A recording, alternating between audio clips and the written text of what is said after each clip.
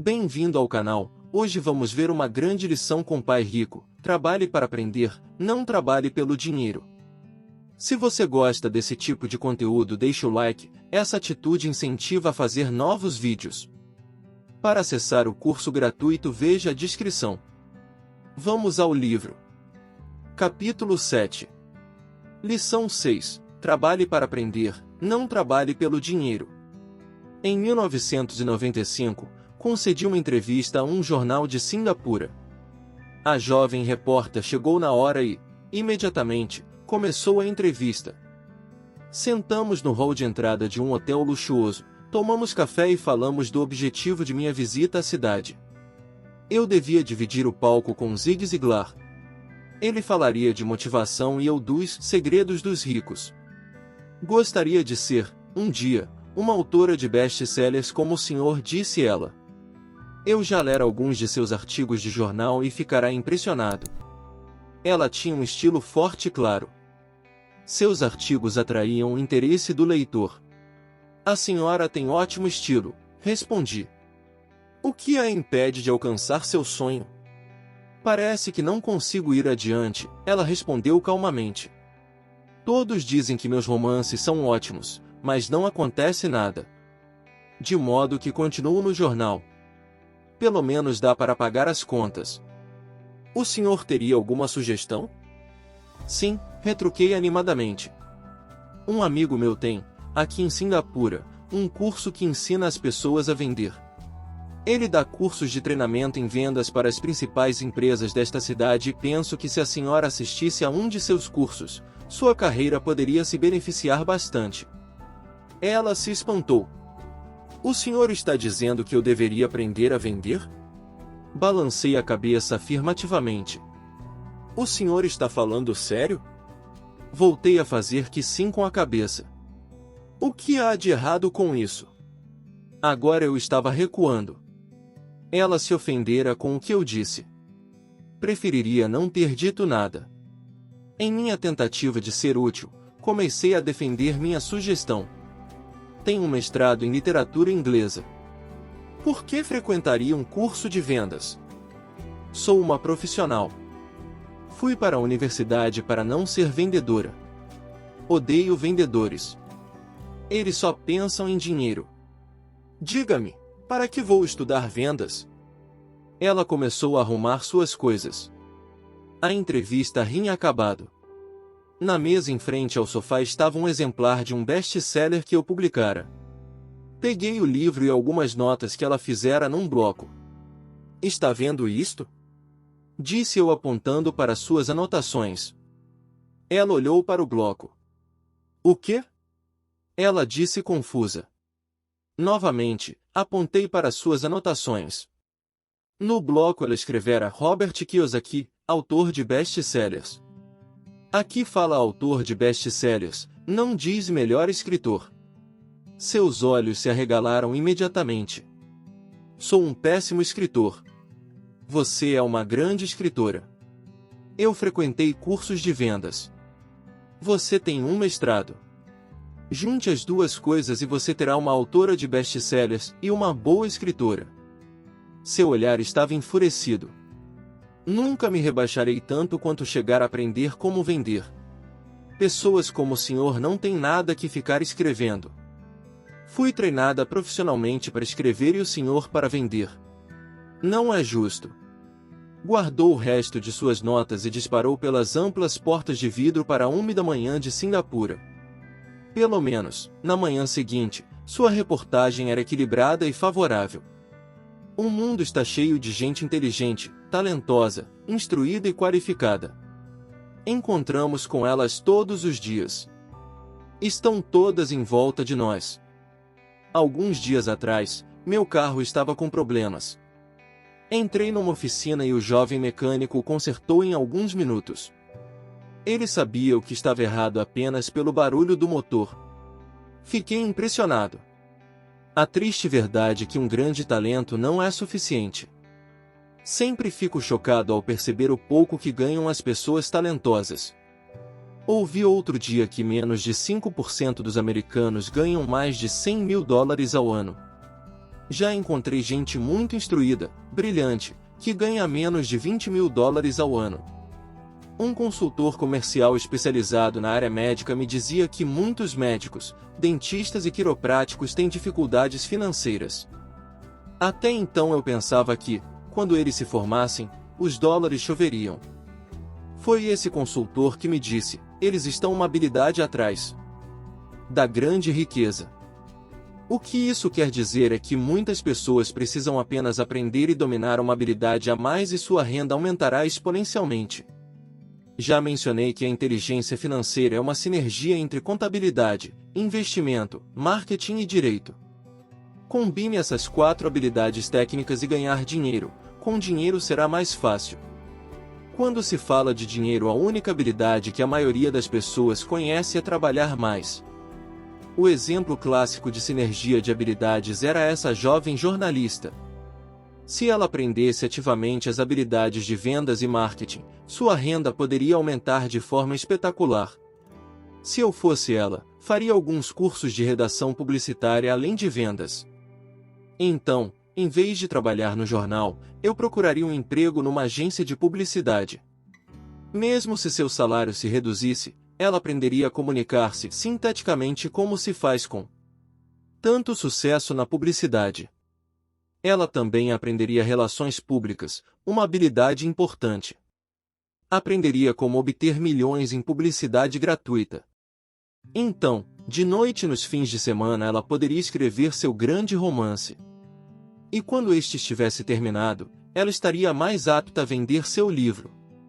E, assim, em pouco tempo, ela poderia ser autora de best-sellers.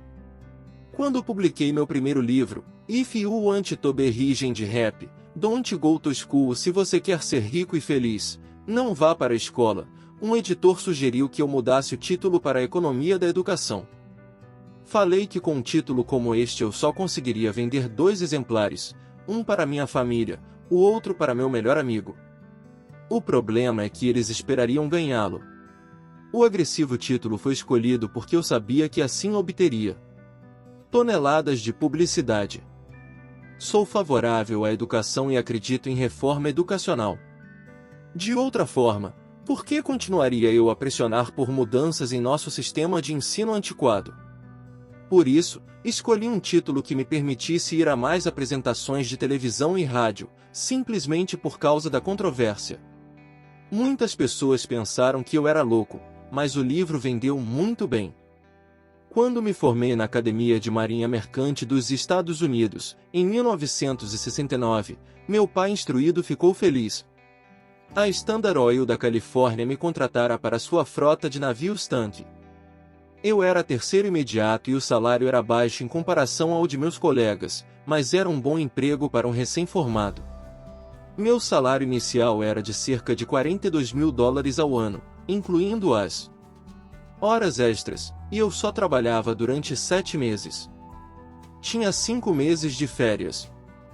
Se eu quisesse, poderia ter ido para o Vietnã com uma empresa de navegação subsidiária e teria com facilidade dobrado meu salário em vez de descansar nas férias. Tinha uma grande carreira à minha frente, contudo me demiti 6 meses depois e fui para a Marinha dos Estados Unidos para aprender a voar. Meu pai instruído ficou arrasado. Pai rico me deu os parabéns. Na escola e no local de trabalho estava em moda especialização. Isto é, para ganhar mais ou obter uma promoção era necessário especializar-se. E por isso que os médicos imediatamente procuram especializar-se em algo como ortopedia ou pediatria. O mesmo se aplica a contadores, arquitetos, advogados, pilotos e outros. Meu pai instruído acreditava no mesmo dogma e ficou empolgado quando finalmente obteve seu doutorado. Ele muitas vezes admitia que as escolas recompensam as pessoas que estudam mais e mais a respeito de menos e menos. Pai rico me incentivava a fazer exatamente o oposto. Você precisa saber um pouco sobre várias coisas, era a sua sugestão. É por isso que durante anos trabalhei em diferentes áreas de suas empresas. Por um tempo, trabalhei no departamento de contabilidade. Embora eu provavelmente nunca chegasse a ser um contador, ele queria que eu aprendesse por osmose. Pai Rico sabia que eu pegaria o jargão e o sentimento daquilo que é importante e do que não é importante. Também trabalhei como ajudante de garçom e como operário na construção, bem como em vendas, reservas e marketing. Ele estava preparando Mike e eu. Ele insistia em que nos sentássemos para assistir a seus encontros com diretores de banco, advogados, contadores e corretores. Queria que conhecêssemos um pouco sobre cada aspecto de seu império. Quando abandonei meu emprego bem pago na Standard Oil, meu pai instruído teve uma conversa séria comigo. Ele estava perturbado. Ele não podia entender minha decisão de largar uma carreira que oferecia salário alto, grandes benefícios, muito tempo de folga e oportunidades de promoção. Quando me perguntou certa noite por que você se demitiu, eu não consegui, por mais que tentasse, explicar para ele. Minha lógica não encaixava com a lógica dele. O grande problema é que minha lógica era a lógica de meu pai rico. A segurança no emprego era tudo para meu pai instruído. Aprender era tudo para meu pai rico. Meu pai instruído pensou que eu tivesse ido para o curso para aprender a ser um comandante de navio. Pai rico sabia que eu estava lá para estudar comércio internacional.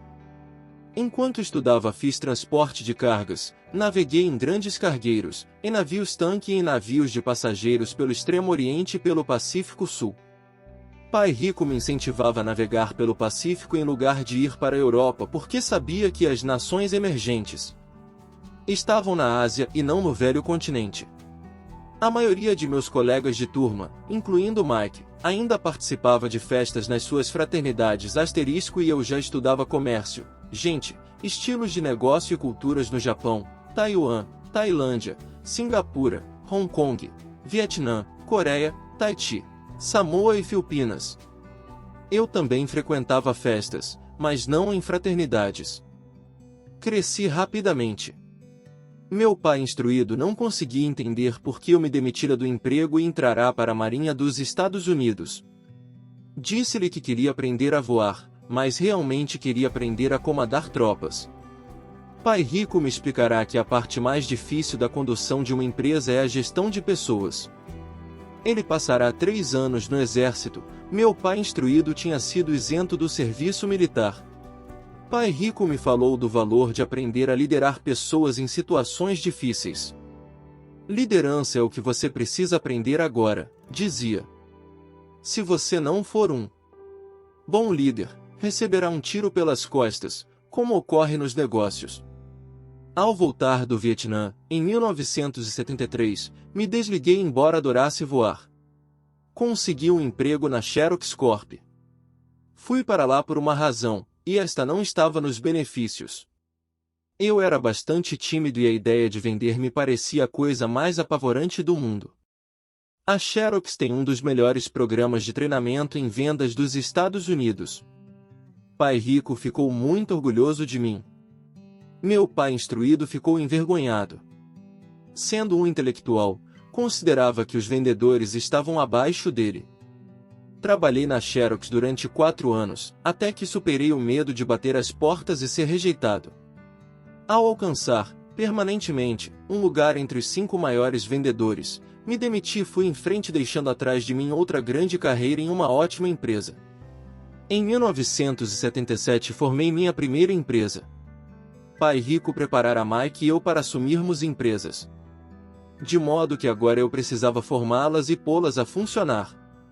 Meu primeiro produto, uma carteira de nylon e velcro, era fabricado no Extremo Oriente e remetido a um armazém em Nova York, perto da escola que eu frequentava. Minha educação formal estava completa e era tempo de testar minhas asas. Se eu fracassasse, estaria falido. Pai rico achava que era melhor quebrar antes dos 30. Você ainda tem tempo de se recuperar, era seu conselho. Na véspera de meu 30º aniversário, a primeira remessa saiu da Coreia para Nova York. Hoje, ainda faço negócios internacionais. E conforme me incentivou Pai rico, procuro os países emergentes. Minha empresa de investimentos opera na América do Sul, Ásia, Noruega e Rússia. Asterisco nos Estados Unidos, grande parte dos estudantes do ensino superior está associada a fraternidades que são uma espécie de clube que com frequência também funcionam como uma espécie de república estudantil onde residem. Há um velho dito segundo o qual o emprego é a sigla de quase quebrado, asterisco e, infelizmente, eu diria que isso se aplica a milhões de pessoas. Como a escola não acha que inteligência financeira seja inteligência, a maioria dos trabalhadores vive dentro de suas posses. Trabalham e pagam as contas. Há outra terrível teoria da administração que diz: os empregados trabalham apenas o suficiente para não serem demitidos e os empregadores pagam apenas o suficiente para que os trabalhadores não vão embora. E se você observa a escala salarial da maioria das empresas, diria que há uma certa verdade na afirmação. O resultado líquido é que, em geral, os trabalhadores não progridem. Eles fazem o que foram ensinados a fazer, conseguir um emprego seguro. A maioria dos empregados se concentra em salários e benefícios que os remuneram no curto prazo, mas que são frequentemente desastrosos no longo prazo. Já eu recomendo aos jovens que procurem emprego pelas oportunidades de aprendizado, mais do que pelo que possam receber. E preciso ver que habilidade se deseja adquirir antes de escolher uma profissão específica e antes de cair na corrida dos ratos. Uma vez aprisionadas num processo permanente de pagamento de contas, as pessoas se tornam como os pequenos hamsters correndo em suas gaiolas. Suas pequenas pernas peludas correm furiosamente, a roda gira furiosamente, mas dia vai, dia vem, elas ainda estão na mesma gaiola. Grande emprego. No filme Jerry Maguire, com Tom Cruise, há grandes bordões. Talvez o mais memorável seja "Mostre-me o dinheiro". Mas a outra frase que me parece mais verdadeira aparece na cena em que Tom Cruise está saindo da empresa. Ele acaba de ser demitido e pergunta para toda a empresa: "Quem quer me acompanhar?" E todos permanecem silenciosos e petrificados. Apenas uma mulher se levanta e diz: "Eu gostaria, mas daqui a 3 meses serei promovida." A afirmação é provavelmente a mais verdadeira de todo o filme. E o tipo de frase que as pessoas usam para continuar trabalhando de forma a pagar suas contas. Sei que meu pai instruído esperava por seu aumento anual, e todo ano ficava desapontado. Então ele voltava a estudar para se tornar mais qualificado de modo a poder ganhar outro aumento, mas novamente sofria uma decepção. Frequentemente pergunto às pessoas: para onde essa atividade diária está levando você? Como o pequeno hamster, duvido que as pessoas olhem para onde seu trabalho árduo as está levando. O que o futuro oferece? Expressão que contém um trocadilho intraduzível. Job is acronym for Just Over Broke. Cyril Brickfield, o antigo diretor executivo da Associação Americana de Aposentados, afirma que as aposentadorias privadas estão um caos. Em primeiro lugar, 50% da força de trabalho não contam atualmente com fundos de pensão. Apenas isso já deveria ser motivo de grande preocupação. E de 75% a 80% dos demais têm aposentadorias desprezíveis que pagam $55 ou $150 ou $300 por mês. Em seu livro The Retirement MYTH, O Mito da Aposentadoria, Craig S. Carpel escreve: "Visitei a sede de uma grande empresa nacional de consultoria especializada em aposentadorias e falei com uma diretora administrativa que planeja exuberantes planos para altos executivos. Quando lhe perguntei o que as pessoas comuns poderiam esperar receber como aposentadoria, ela disse com um sorriso confiante: a bala de prata." "O que é?" perguntei. "A bala de prata?" Ela deu de ombros. "Se os baby boomers descobrem que não têm dinheiro suficiente para viver quando forem mais velhos, eles sempre podem dar um tiro nos miolos." Expressão usada para a geração nascida após a Segunda Guerra Mundial. Carpel continua explicando a diferença entre os antigos planos de benefícios definidos e os novos planos de contribuições programadas que são mais arriscados. Não é um quadro animador para a maioria das pessoas que está trabalhando atualmente. E isso é só a aposentadoria. Quando se acrescentam despesas médicas e casas de repouso para idosos, O quadro se torna aterrador. Em seu livro de 1995, ela indica que as despesas hospitalares variam de $30.000 a $125.000 ao ano. Em uma casa de repouso para idosos, sem qualquer mordomia, a anuidade estava em torno de $88.000. Muitos hospitais em países onde a medicina é socializada já têm que tomar decisões dramáticas como quem permanecerá vivo e quem vai morrer. Eles tomam essas decisões com base no orçamento e na idade dos pacientes. Os cuidados médicos são destinados ao paciente mais jovem. O paciente mais velho fica para o fim da fila. Assim como os ricos podem se permitir uma educação melhor, eles também podem se manter vivos enquanto aqueles com pouca fortuna morrem. Fico imaginando se há trabalhadores pensando no futuro ou se eles apenas se preocupam com o próximo contra-cheque sem questionar-se sobre o que virá mais adiante. Quando falo para adultos que querem ganhar mais dinheiro, sempre dou o mesmo conselho. Sugiro que pensem no longo prazo. Em lugar de trabalhar simplesmente pelo dinheiro e pela segurança que são, admito, importantes, sugiro que procurem um segundo emprego onde possam aprender outra habilidade. Muitas vezes recomendo que se integrem a uma empresa de marketing de rede, também chamado de marketing multinível, se quiserem adquirir habilidades de venda. Algumas dessas empresas têm excelentes programas de treinamento que ajudam as pessoas a superar o medo do fracasso e da rejeição, que são as principais razões pelas quais a maioria das pessoas não é bem-sucedida. A instrução vale mais do que o dinheiro, no longo prazo. Quando ofereço esta sugestão, ouço muitas vezes: "Ah, isso é muito trabalhoso" ou "só quero fazer o que me interessa". Quanto à primeira resposta, retruco: então o senhor prefere passar a vida entregando 50% do que ganha ao governo? Quanto à segunda observação, digo: eu não tenho interesse em ir à academia de ginástica, mas vou para me sentir melhor e viver mais. Infelizmente, a verdade no velho adágio: não se podem ensinar truques novos a um cachorro velho. A menos que a pessoa esteja acostumada a mudar, é difícil mudar. Mas para aqueles que ainda estão sobre o muro em relação à ideia de trabalhar para aprender algo novo, ofereço esta palavra de incentivo: a vida se parece muito com ir à academia. A parte mais difícil é se decidir a começar. Uma vez feito isso, fica fácil. Em muitas ocasiões, ficava temeroso de ir para a academia, mas chegando lá, em movimento, era ótimo. Depois dos exercícios, fico feliz de ter me decidido a ir. Se você não está disposto a trabalhar para aprender algo novo e insiste em se especializar em sua área, assegure-se de trabalhar em uma empresa sindicalizada. Os sindicatos foram planejados para proteger especialistas. Meu pai instruído, depois de ter caído em desgraça junto ao governador, tornou-se presidente do Sindicato de Professores do Havaí. Ele dizia que esse era o trabalho mais pesado que já tivera na vida. Meu pai rico, por outro lado, passou toda a sua vida fazendo o possível para que suas empresas não fossem sindicalizadas. Ele foi bem-sucedido. Embora os sindicatos fizessem força, Pai Rico sempre conseguiu combatê-los. Pessoalmente, não tomo partido porque posso ver a necessidade e os benefícios de ambas as situações.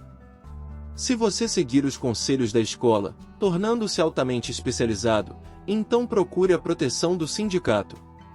Por exemplo, se eu tivesse prosseguido minha carreira de piloto de aviões, eu teria procurado trabalhar em uma empresa em que o sindicato dos pilotos fosse forte. Por quê? Porque minha vida teria sido dedicada a aprender uma habilidade que só tem valor em um ramo de atividade. Se eu tivesse que abandonar esse ramo, as minhas habilidades não teriam valor em outra atividade. Um piloto sênior, com 100.000 horas de voo, ganhando $150.000 ao ano, teria dificuldades em encontrar um emprego com igual remuneração no ensino escolar. As habilidades não se transferem necessariamente de um ramo de atividades para outro. Os pilotos recebem salários altos por possuírem habilidades que não teriam valor, por exemplo, no sistema de ensino. Atualmente se pode dizer o mesmo até no caso dos médicos. Com todas as mudanças ocorridas na medicina, os especialistas têm que se agrupar em organizações médicas como os planos de saúde. Sem dúvida que professores precisam se sindicalizar. Atualmente nos Estados Unidos o Sindicato dos Professores é o maior e mais rico deles. A Associação Nacional de Educação tem uma força política tremenda. Os professores precisam da proteção de seu sindicato porque suas habilidades também têm escasso valor fora da área da educação. De modo que a regra prática é: se for altamente especializado, sindicalize-se. Asterisco: a legislação trabalhista dos Estados Unidos considera a possibilidade de empresas em que todos os trabalhadores devam ser sindicalizados e outras em que nenhum seja sindicalizado. Até mais ou menos 1947, eram admitidas empresas em que a contratação de trabalhadores só pudesse ser feita entre sindicalizados. Depois o dispositivo foi modificado para que os trabalhadores pudessem sindicalizar-se. Após a contratação. Quando pergunto às minhas turmas quais de vocês fazem um hambúrguer melhor do que o do McDonald's, quase todos levantam a mão. Então pergunto: se a maioria de vocês faz um hambúrguer melhor do que o do McDonald's, como pode ser que o McDonald's ganhe mais dinheiro do que vocês? A resposta é óbvia: o McDonald's é um ótimo sistema de negócios. A razão pela qual tantas pessoas talentosas são pobres é que elas se concentram na preparação de um melhor hambúrguer e sabem muito pouco sobre sistemas de negócios. Um amigo meu, do Havaí, é um grande artista. Ganha bastante dinheiro. Um dia o advogado de sua mãe ligou dizendo que ela lhe deixará $35.000. Isto é o que sobrou de seus bens depois que o advogado e o governo pegaram sua parte. Imediatamente, ele viu uma oportunidade de aumentar seus negócios usando parte desse dinheiro em publicidade. 2 meses depois, seu primeiro anúncio em cores, de página inteira, apareceu numa revista cara voltada para os muito ricos. O anúncio foi publicado durante 3 meses. Ele não teve qualquer retorno e toda a sua herança foi embora. Agora ele quer processar a revista por ter sido enganado. Este é um caso típico de alguém que pode fazer um belo hambúrguer, mas conhece pouco de negócios. Quando lhe perguntei o que ele tinha aprendido, sua resposta foi que publicitários são escroques. Então lhe perguntei se ele não gostaria de fazer um curso de vendas e outro de marketing direto. Sua resposta foi: não tenho tempo e não quero jogar dinheiro fora. O mundo está cheio de pessoas talentosas. Com muita frequência, são pobres ou têm dificuldades financeiras ou ganham menos do que poderiam, pelo que sabem mais pelo que não sabem. Concentram-se em aperfeiçoar suas habilidades de fazer um melhor hambúrguer em vez de pensar como vender e entregar esse hambúrguer. Talvez o McDonald's não faça o melhor hambúrguer, mas é o melhor no ofício de vender e entregar um sanduíche básico médio. Pai pobre queria que eu me especializasse. Era assim que ele achava que se ganhava mais. Mesmo depois de ouvir do governador do Havaí que não poderia mais trabalhar no governo do estado, meu pai instruído continuou me incentivando a me especializar. Pai pobre então encampou a causa do Sindicato dos Professores, fazendo campanhas por mais proteção e maiores benefícios para esses profissionais altamente especializados e instruídos. Ele nunca entendeu que quanto mais especializado você se torna, mais você fica amarrado e dependente dessa especialização. Pai rico aconselhava Mike e eu a nos prepararmos.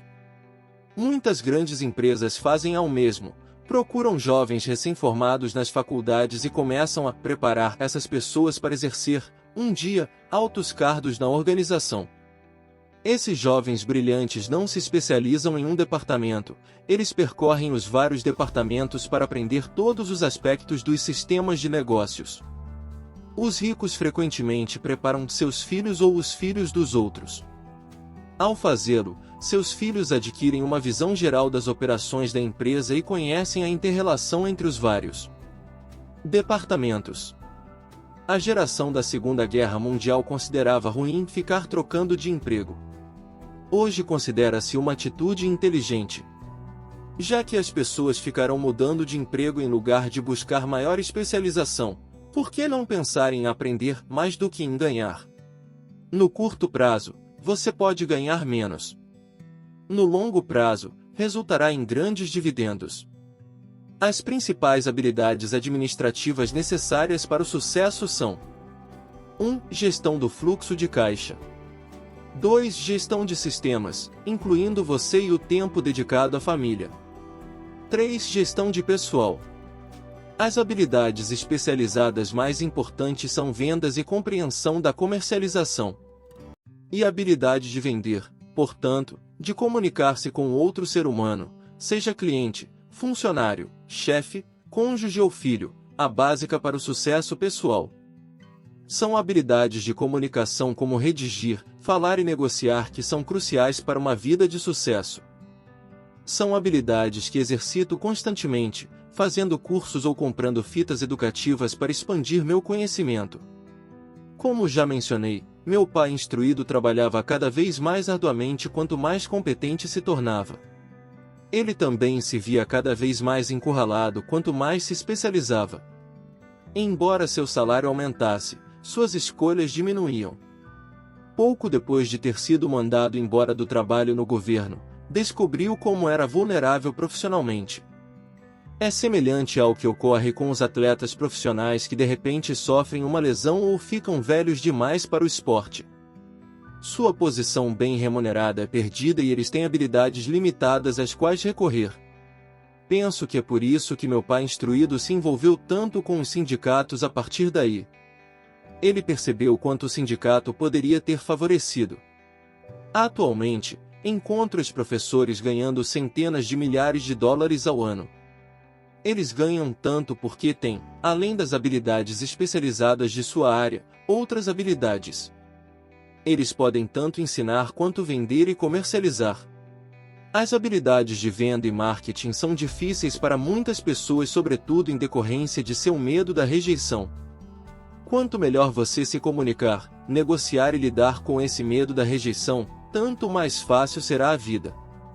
Da mesma maneira que aconselhei aquela jornalista que queria tornar-se autora de best-sellers, repito isso para todos: ter uma especialização técnica tem seus pontos fortes e fracos. Tenho amigos que são gênios, mas não conseguem comunicar-se efetivamente, em consequência, seus ganhos são lamentáveis.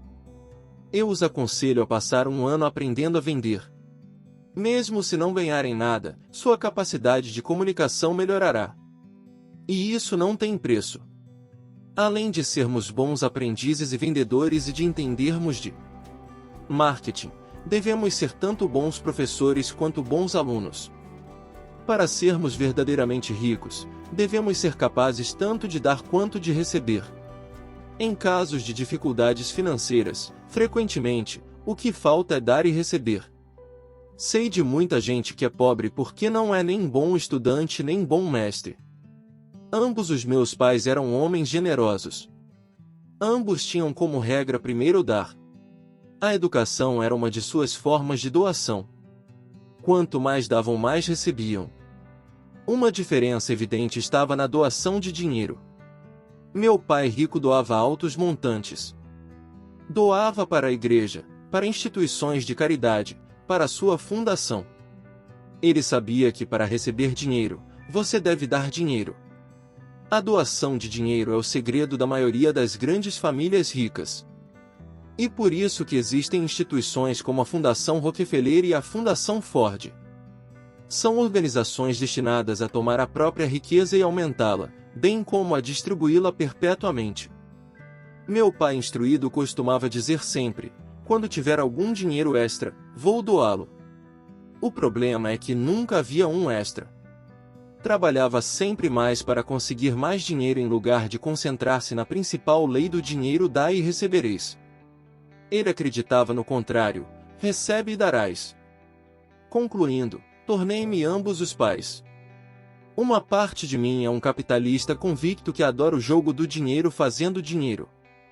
A outra é o do mestre socialmente responsável que está profundamente preocupado com o crescente ato que separa os que têm dos que não têm.